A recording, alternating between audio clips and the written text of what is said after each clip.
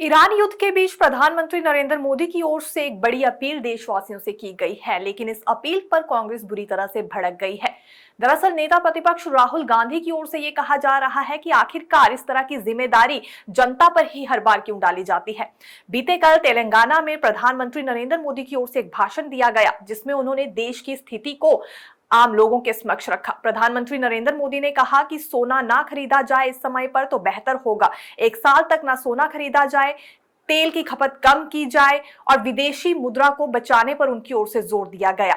उन्होंने ये भी कहा कि कुछ कंपनीज को अब वर्क फ्रॉम होम ही अपनाना चाहिए, लेकिन इस बात पर राहुल गांधी भड़क गए और ट्विटर पर जिस तरह की स्टेटमेंट उनकी ओर से दी गई है, उससे साफ पता चल रहा है कि कांग्रेस में काफी ज्यादा नाराजगी है इस अपील के बाद। आइए आपको बताते हैं राहुल गांधी की ओर से उनके स्टेटमेंट में क्या कुछ कहा गया है। राहुल गांधी ने एक्स पर लिखा, मोदी जी ने कल जनता से त्याग मांगे, सोना मत खरीदो, विदेश मत जाओ, पेट्रोल कम जलाओ, खाद और खाने का तेल कम करो, मेट्रो में चलो, घर से काम करो।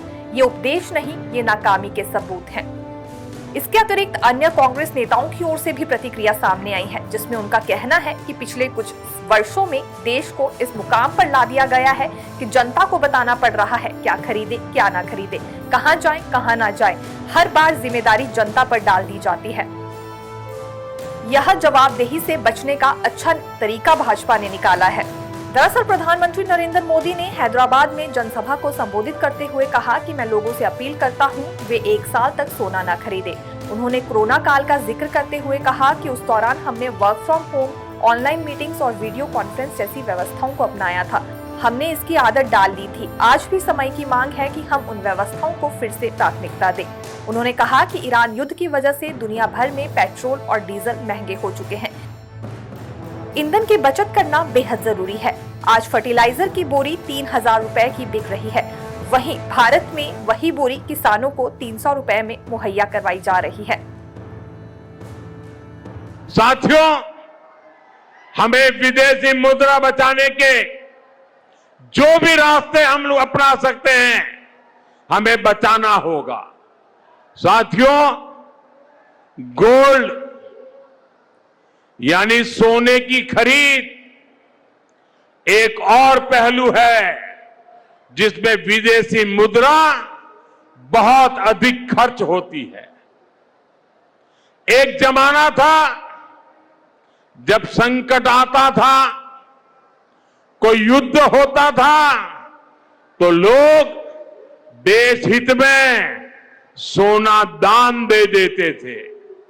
आज दान की जरूरत नहीं है, लेकिन देश हित में हमको ये तय करना पड़ेगा कि साल भर तक घर में कोई भी फंक्शन हो, कोई भी कार्यक्रम हो, हम सोने के गहने नहीं खरीदेंगे, सोना नहीं खरीदेंगे।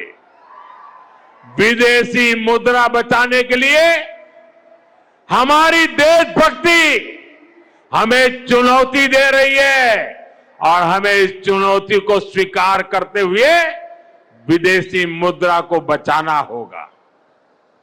साथियों, ये समय एक और बड़े सबक का भी है। एक समय था जब हम कॉपर एक्सपोर्ट करते थे, लेकिन आज भारत के सामने स्थिति ऐसी बन गई कि अब हमें कॉपर को भी इंपोर्ट करना पड़ता है। हमारे देश में हड़तालें करवाकर कॉपर प्लांट्स को ठप करवा दिया गया और अब हालत यह हो गई कि हमें कॉपर बाहर से मंगाना पड़ता है और उसमें विदेशी मुद्रा खर्च होती है। इसलिए मैं ऐसे सभी श्रमिक समूह मजदूर संगठनों से भी कहूंगा कि हमें ऐसी बातों का जरूर ध्यान रखना चाहिए।